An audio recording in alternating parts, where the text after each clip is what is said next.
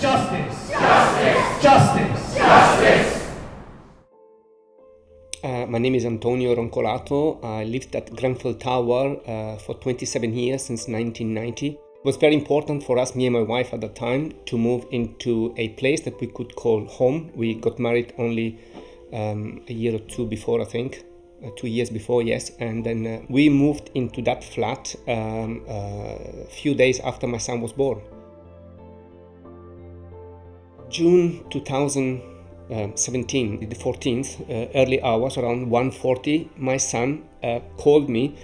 He was on his way back from work, telling me that the tower is burning. There's a big fire and to go out of there as quickly as possible. I put some stuff together, my laptop, my documents, Christopher passport, my passport, and so in a rucksack, and I tried to go out.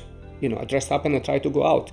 Only to realize that the door was very warm. I touched the door, it was very warm. I opened a little bit, and outside it was such a thick, horrible, acrid, hot smoke that it was impossible. At around 5 o'clock, I realized that there was the fire. I saw the fire for the first time crawling down on the outside of my son's window, my son's bedroom windows. And I said, oh my God, the fire is coming towards me now. To make it very short, so basically at 6 o'clock in the morning, finally somebody came.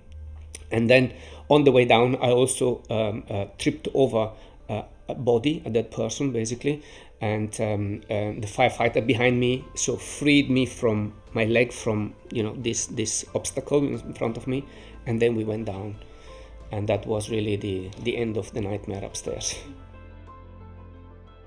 Had the firefighters and the people in charge focused more on evacuating the building to help the residents to come down rather than fighting the fires, perhaps it would have, we would have had not so many people dying, but we will never know.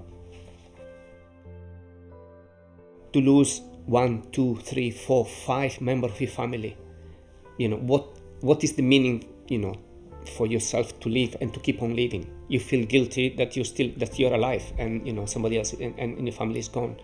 But it is important that we push that we as a Grenfell United, the committee, and as a community, that we push forward for changes in the system, in the social housing system that it is in this country. The whole events will not see the likes of that again, hopefully. And I think that's what needs to happen. And as for the human tragedy, my heart will always go out to those families. And I think there are people from the council and other public bodies that do need to do a lot of explaining. Many testimonies have been heard, and it has been established that all the deaths were caused by the refurbishment of Grenfell Tower.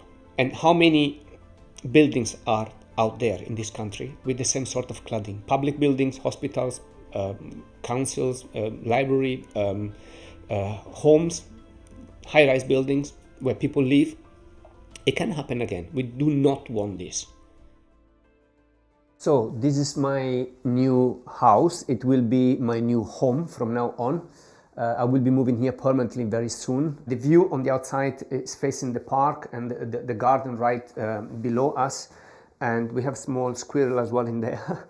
And this part of the building is facing east. So basically I will have the morning sun coming through here in the morning. So it's going to be an amazing place, beautiful place.